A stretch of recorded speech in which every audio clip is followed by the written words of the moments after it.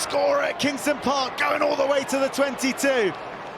And it is a crazy harem-scarum start to the day, and Elliot Obatoyimbo, oh, so close to scoring against his old club. Usher, the man who coughed up the ball moments ago, profits from his error further down the field. And there's so many yellow jerseys. Red Bulls have to score. Hurl dances inside, backs himself, Christie on the shoulder. Sarries shell-shocked. But as Christie flirted with that back line too closely. Just get the ball down, lad.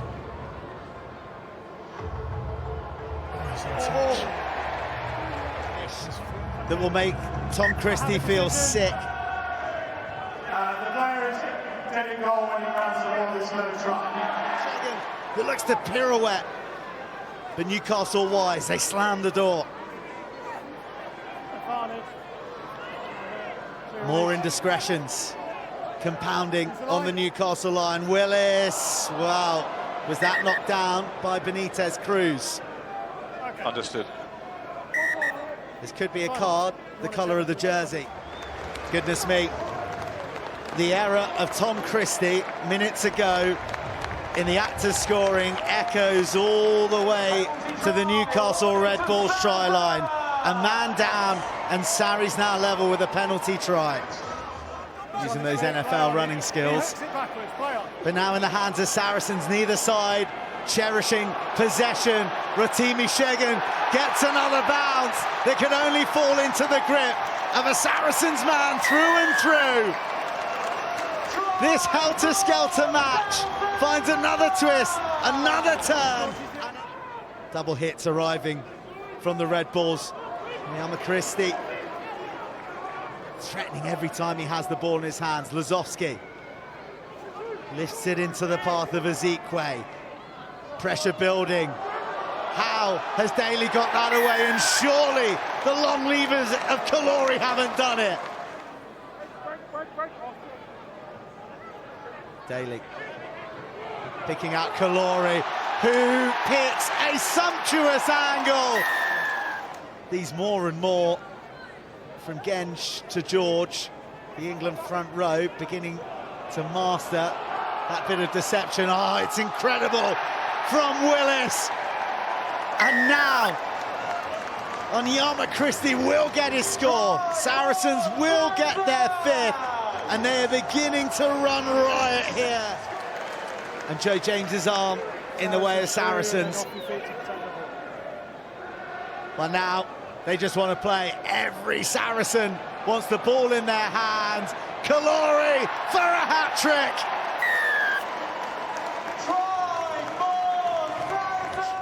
The magician has left the field. And James Hadfield, right now, looks like he might get the retiring greats try this afternoon.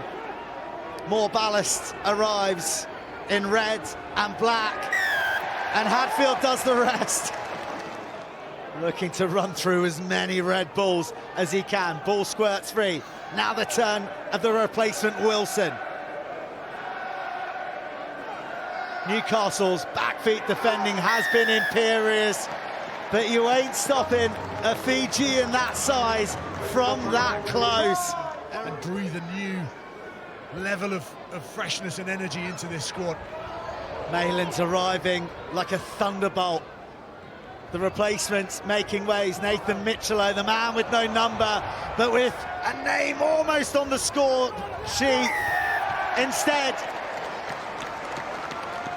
it's another replacement.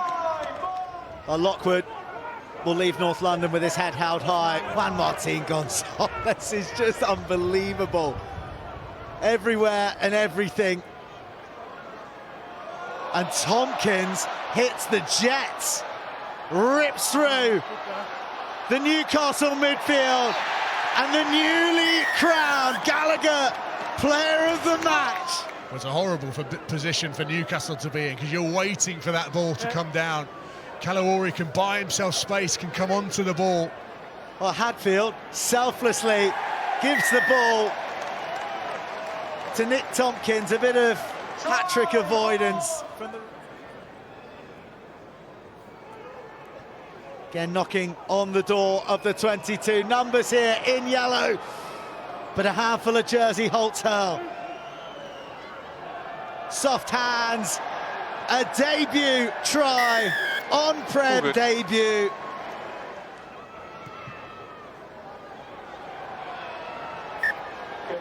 The conversion added, but the day done long ago for the Newcastle Red Bulls. No, another hat-trick, another more than a hat-trick at the StoneX, another player of the match. Premiership life, it suits you well. You're enjoying yourself by the looks of things. Yeah, I mean, I can't really complain. Yeah, 4 tries is amazing, but credit to the team, really. I just managed to finish them off. But yeah, everyone was unreal today, and I was lucky to get on the back of them and being able to finish them off. It's been a pretty seismic week here at Saracens with the news about Jamie George, Mark McCall. I mean, you're a youngster coming into this, and everyone's remained pretty unflustered. Has that been the feeling that you've got throughout the week? Yeah, I mean, like, when things change, they will change in due time. But right now, we're all still here. We're all still a team. We're still a family, and we're just what matters is working for each other when we're on the pitch, and that's what we've done today. You've been pretty honest and open about your England ambitions during the week and wanting to be one of the all-time greats. 4 tries definitely sort of helps on that journey. Have you had any conversations with Steve Borthwick in the build-up to the Six Nations? Just about like how like motivating me to just carry on improving, and like this setback won't be. I'm sure the setback won't be the end. And like a setback equals a greater comeback, really. But he knows what he's doing. His decisions obviously for the better. Just have to have faith in all the coaches, everyone behind the scenes, and just try my best to keep on improving on the pitch.